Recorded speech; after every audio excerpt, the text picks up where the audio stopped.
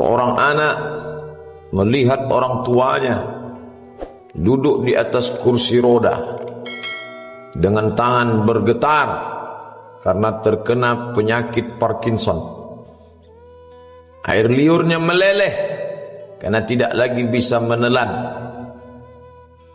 Dulu lehernya kokoh, kuat berbicara, tapi sekarang suaranya keluar merintih karena usia yang sudah lanjut. Di saat itulah si anak sadar ternyata ayahku yang dulu Jenderal Bintang 4 hari ini tidak lagi berdaya. Dia terduduk di atas kursi roda dengan tangan menggeletar, air liur meleleh. Dulu kalau dia berjalan tegap, langkahnya kokoh.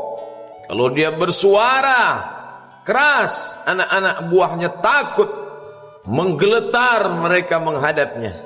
Tapi sekarang dia hanyalah seorang tua yang terduduk di atas kursi roda dengan tangan menggeletar, dengan air liur meleleh. Dia hanyalah seonggok daging yang akan membusuk. Kalau ruh sudah keluar dari jasadnya, dia hanyalah akan menjadi santapan cacing tanah. Foto-foto kenangan di masa muda, tersenyum dia memperhatikannya, tapi matanya pun tidak lagi terang melihat masa lalu itu. Semua tinggal kenangan. Dulu pasangan hidupnya, istrinya, sekarang hanya tinggal memori masa lama. Lalu apa yang akan dia bawa menghadap Allah Subhanahu wa ta'ala? Maka tak lain tak bukan adalah Allazi khalaqal mauta, dia yang menciptakan mati, wal hayata, dia yang menciptakan hidup. Untuk apa dibuatnya ada hidup ada mati? Liyabluwakum ayyukum ahsanu amala, untuk melihat siapa yang paling baik amalnya. Hari ini kita tidak duduk di atas kursi roda. Hari ini kita sedang sehat walafiat. Tapi banyak saudara-saudara kita di luar masjid sana yang dalam keadaan sehat walafiat, lebih sehat dari kita. Kenapa tidak bisa bersama dengan kita hari ini? Karena mereka sedang musafir. Allah membolehkan mereka untuk jamak takhir, untuk solat zuhur. Karena mereka di luar sana sedang sibuk, urusan yang tak mungkin ditinggalkan. Mereka pun dalam keadaan darurat. Tapi ternyata ada yang tidak musafir, tidak sibuk, sehat walafiat. Kenapa mereka tidak ada bersama kita? Ada satu nikmat besar yang dicabut Allah, nikmat istiqamah, iman dan Islam. Oleh sebab itu hari ini nikmat besar itu ada dalam diri kita. Kita sehat walafiat. Kita tidak musafir, tidak sakit. Kita pula dalam keadaan akil dan baligh, sehat fisik, sehat mental.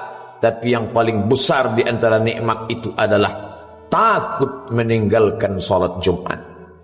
Man tarakal jumu'ata salasa marratin tahawunan, siapa yang meninggalkan salat Jumat 3 kali berturut-turut, tidak ada uzur syar'i karena menyepelekan perintah Allah, taba'allahu ala qalbih, Allah mengunci pintu hatinya, maka hidayah tidak lagi masuk ke dalam telinganya.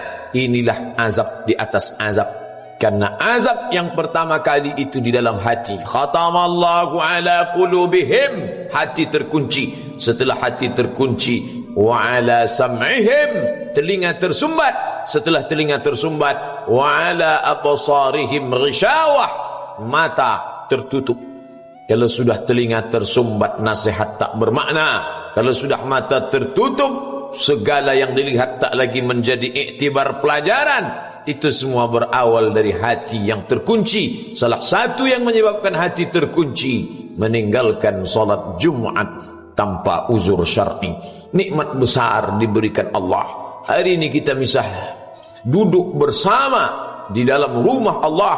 Idza nudiya lis-salati min yaumil jumu'ah, kalau engkau dipanggil melaksanakan salat Jumat, fas'au ila zikrillah, bersegeralah menyambut panggilan Allah. Wadharul bai', tinggalkan jual beli.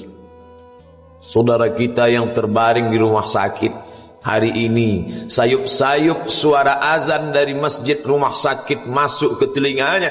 Dia menonton di televisi acara live solat Jumat, tapi saat itu dia hanya mampu terbujur kaku. Ruhnya masih ada dalam jasad. Anaknya tidak bisa berada di sampingnya karena security tidak mengizinkan keluarga berada di dalam ruang ICU. Dia duduk di dalam. Suara terdengar, azan bersahutan, hayya 'alas salah, mari salat, hayya 'alal falah, mari menuju kemenangan. Dia hanya bisa meneteskan air mata. Kenapa? Kalau dulu dia waktu sehat sempat beribadah, penyesalannya tidak terlalu banyak.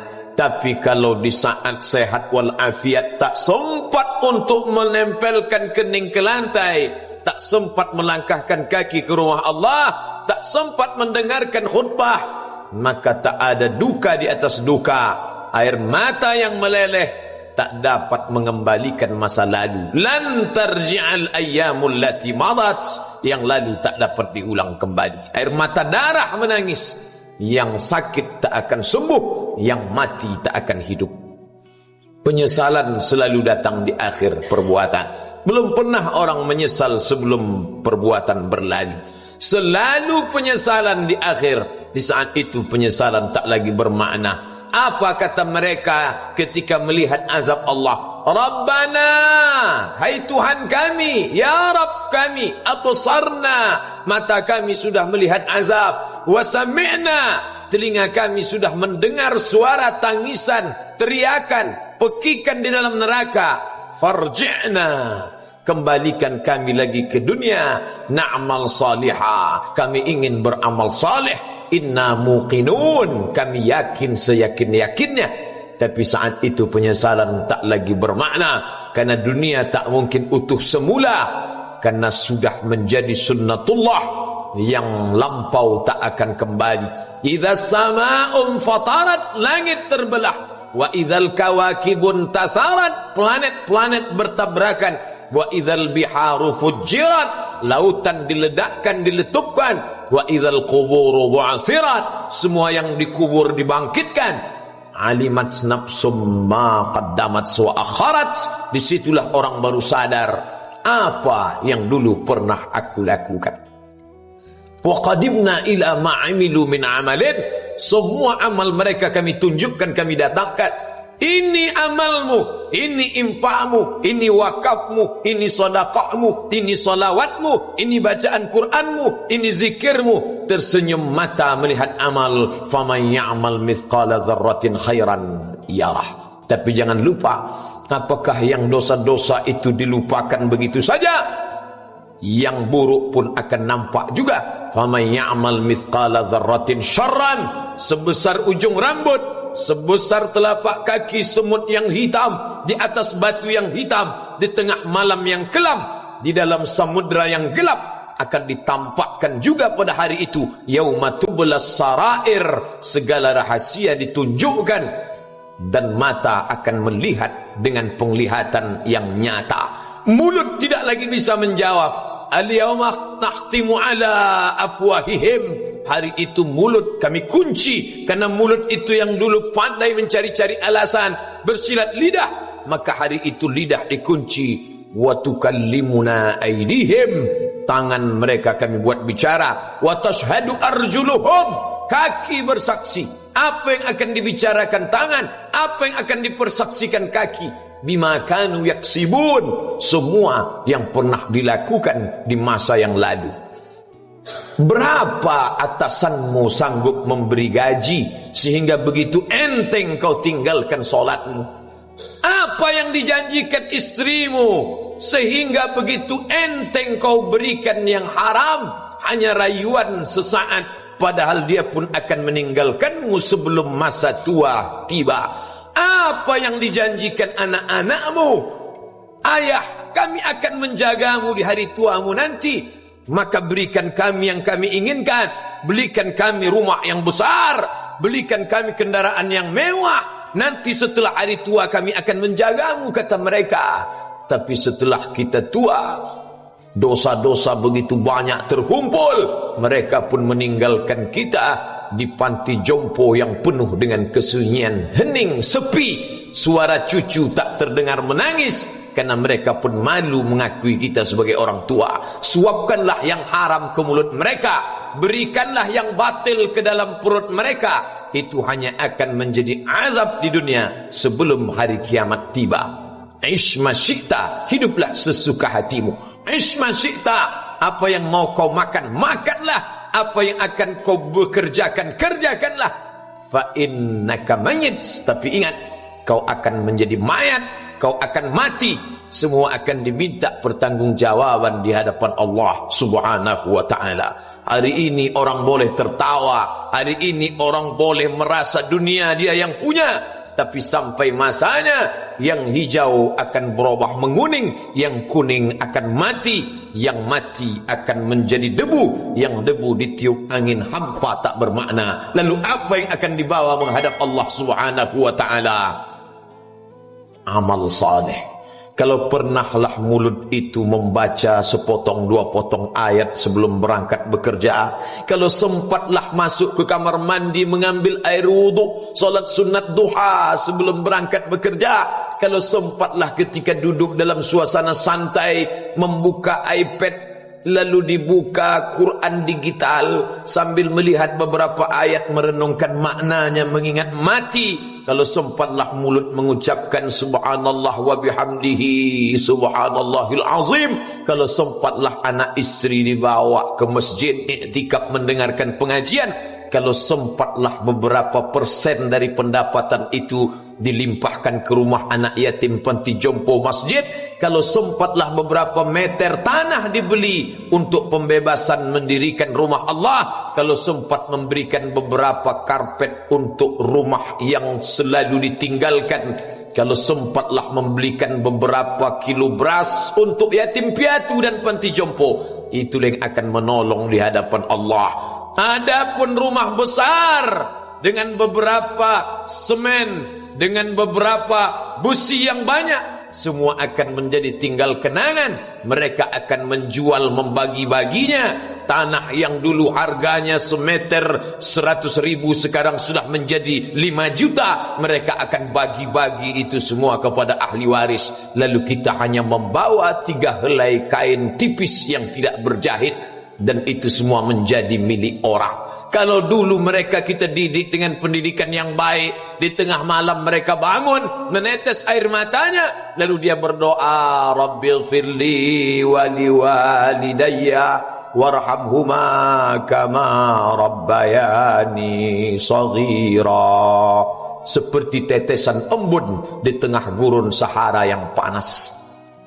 Kalau sempatlah mereka berdoa, Allahumma ighfir lahu warhamhu wa'afihi wa'fu anhu, maka mengalirlah air yang sejuk ke tenggorokan yang kering.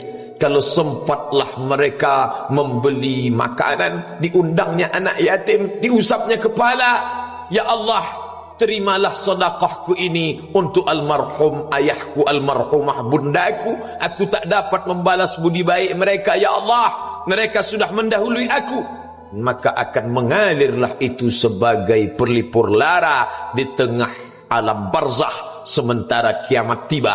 Tapi kalau mereka hanya dididik dengan keduniawian, dididik dengan kemewahan, disumbat mereka dengan materi, tak pernah diingatkan pada mati, ketika kita mati, mereka pun juga akan mati perasaan ingatannya. Paling celaka lagi, mereka mengingat kita dengan mengantarkan bunga, mereka mengingat kita dengan pakaian hitam, mereka mengingat kita dengan suara musik, mereka mengingat kita dengan memajang foto kita besar-besar di dalam rumah. Dan itu hanya menjadi penghalang rahmat Allah turun, tidak berkesan sedikit pun. Mereka sedang menyangka kalau dinyanyikanlah lagu kesenangan kita, terobat rindu hatinya. Kalau dipajangnya foto kita, dilingkarkannya karangan bunga, puas rindunya. Padahal itu tidak membuat pengaruh apapun kepada kita di alam barzakh. Maka sayang, buatlah sayang yang mengingatkan sesudah mati. Kalau rindu, buatlah kerinduan yang membuat dia akan tetap mengalir sebagai satu amal sesudah kematian. Idza matal insan, kalau manusia mati, inqata'a, dulu rajin membaca Quran berhenti, dulu rajin salat tahajud berhenti, dulu rajin menghatamkan segala yang baik-baik berhenti. Tapi ada yang tetap mengalir. Di antara yang mengalir itu adalah shadaqatun jariyah. Sempat membelikan beberapa bungkus nasi, nampak orang tua di panti jompo menyuap nasi itu, menggeletar tangan mereka karena usia lanjut, menetes air mata. Kita bukan sedang melihat orang tua, kita bukan sedang melihat orang lain, saat itu kita sedang melihat potret diri kita 30 tahun yang akan datang. Di mana aku 30 tahun akan datang? Surga, kenikmatan yang luar biasa, tapi dia tidak akan dimasuki oleh orang yang biasa-biasa. Solat biasa, baca Quran biasa, zikir biasa, untuk mendapatkan yang luar biasa, maka itu bukan perimbangan ibadah yang fair. Hanya dengan solat wajib biasa, hanya dengan baca Quran biasa, hanya dengan zikir biasa, hanya dengan sedekah biasa, berharap akan masuk ke dalam surga yang luar biasa, maka sungguh bukan suatu perimbangan perniagaan yang seimbang antara makhluk dengan Khalik Allah Subhanahu wa ta'ala. Khutbah Jumat ini kembali mengingat kita, mengajak merenung bersama.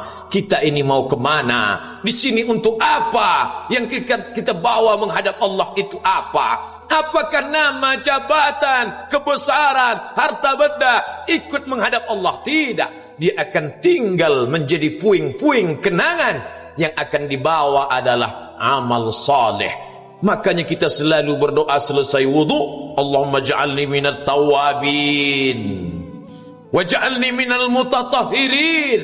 Ditutup dengan waj'alni min ibadikas salihin, karena orang yang saleh lah yang selamat dari kerugian, yang lain rugi. Innal insan, semua manusia lafi khusrin, rugi. Yang kaya rugi, yang punya kuasa rugi, yang ganteng rugi, yang punya anak rugi, yang punya istri rugi. Tapi ada yang beruntung, illallazina amanu, kecuali yang beriman, wa amilus salihati, dan beramal saleh. Itulah orang yang beruntung, karena dia akan hidup dalam kehidupan yang kekal abadi, membawa iman dan amal salehnya.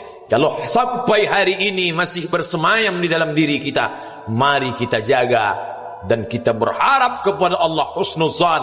Allah menutup usia kita ini dengan husnul khatimah. Ketika itulah malaikat datang memanggil, menyambut, ya ayyatuhan nafsul mutmainnah, wahai jiwa yang tenang, irji'i ila rabbiki, kembalilah engkau kepada Tuhan Rabbmu, radiyatan mardiyah, engkau ridha kepada Allah, Allah pun ridha menerima engkau sebagai hambanya. Fadkhuli fi ibadi, masuklah engkau ke dalam golongan hambaku. Wadkhuli jannati, masuklah engkau ke dalam surgaku. Saat itu ruh keluar dari badan seperti tetesan air di hujung daun yang lembut menetes.